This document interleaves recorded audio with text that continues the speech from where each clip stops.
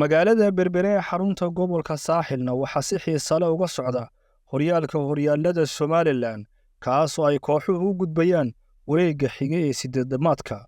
Kooxaha dawladda hoose ee Hargeysa iyo Gaashaanta Burco ayaa durtaba u gudbay wareegga sideedamaadka.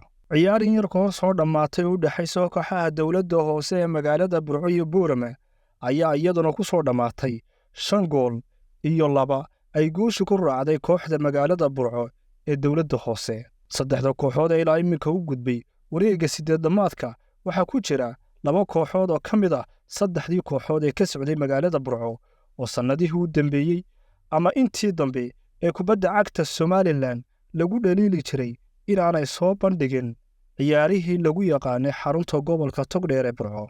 Kubadaha ay soo bandhigayaanna waa kuwo aad u qurux badan isla markaasina farsamooyin wata. Hase yeeshee ma la fili karaa in mid ka mid ah kooxaha ka socda horyaalka magaalada Burco ay ku guuleystaan sanadkan horyaalada Somaliland.